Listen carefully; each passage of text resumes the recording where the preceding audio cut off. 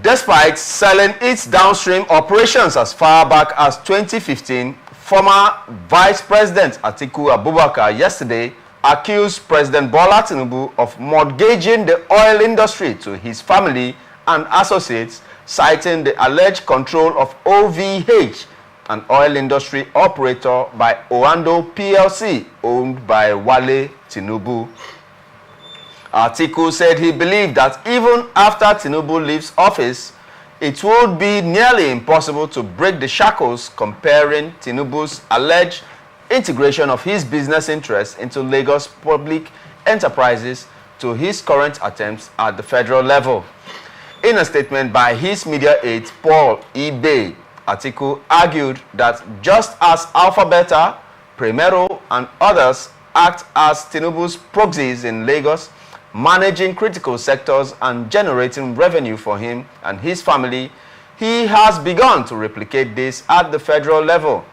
He expressed astonishment at the operations of the NNPC and wondered how the government-owned oil company has allegedly put its retail arm under the control of OVH, a company in which he said Oando, led by Wale Tinubu, owns 49%.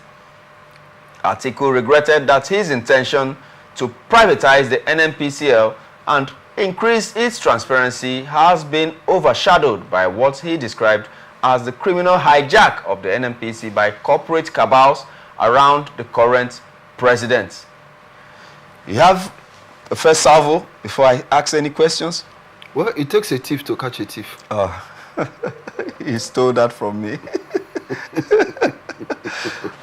Now, there was also an interview with Wale Tinubu, and Wale Tinubu said outrightly that OVH was bought when, as at 2001, 2003, when the vice president then, which is Atiku Abubakar, was in charge of privatization.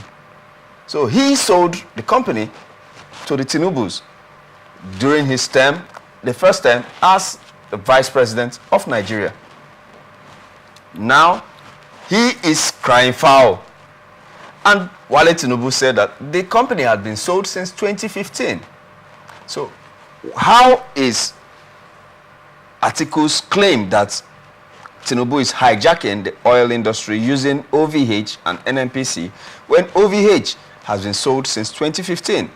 Is he trying to cry wolf? Is he trying to say something other than what we are hearing? This oil matter in Nigeria is something that we start discussing. It's a discourse for one full day.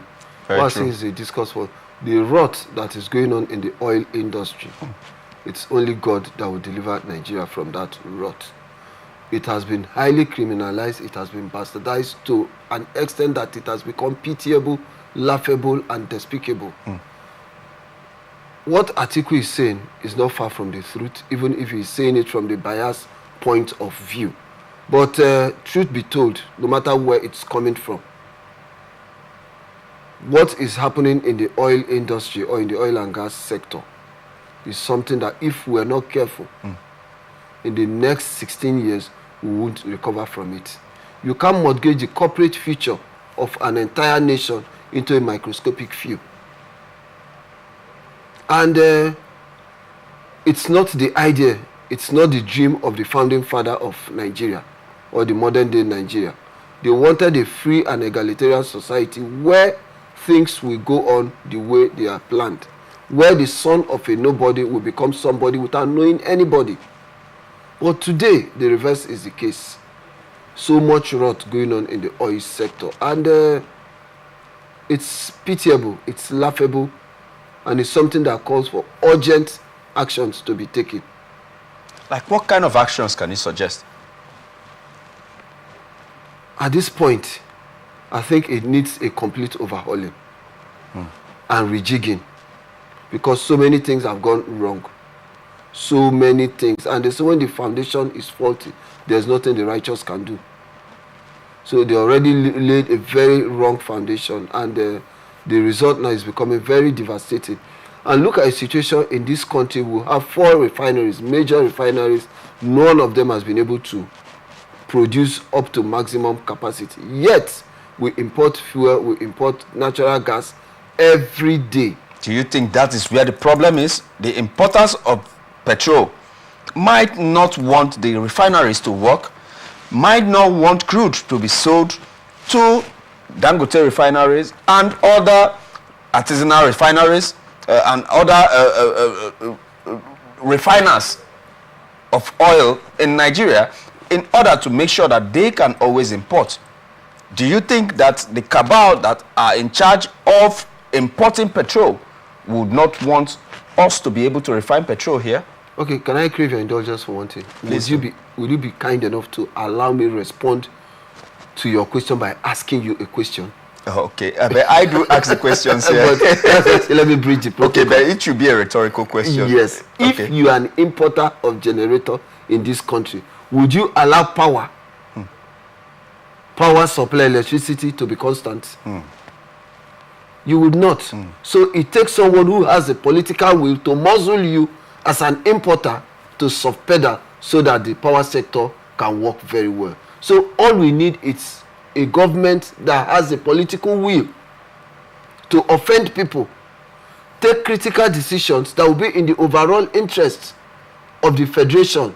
That way we can move forward. If not, we'll still be groping in darkness.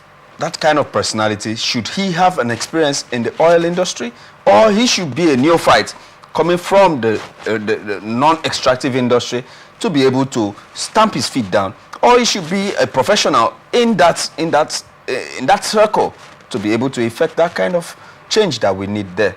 In life, nobody knows it all. All we just need is someone who has the political will, who has the heart to take very critical decisions. If you have professionals working with you, you have technocrats working with you, and they come up with ideas, and you look at it on paper that this is good, then you take the decision, take that bold step, no matter who is offended, no matter whose ox is God, so long as Nigerians are happy, you're good to go. So the most important thing is someone with the political will. Okay. We recently heard that there are different names that they called it, but the NNPC is going back to subsidy, giving orders by the presidency that they should, although there are other names that they called it, I don't want to delve into all that, but subsidy is finding its way back. What do you pretend that might be? What will be the effect? Is it going to bring down, is the price of petrol going to fall, or is it going to be business as usual? We'll be paying subsidy and still take petrol even at almost 1,000 naira per litre. Ken, yes, sir. To be fair to you, in all honesty, I think what they're just doing is going around in circle. Not until our refineries begin to work at optimum capacity, we would continue to go through this harrowing experience. Why? Our economy is import-driven, and it's putting pressure on the naira because of the huge demand for dollar to satisfy that foreign import. The only way is for our refineries to start producing at optimum capacity. The price will drop on its own.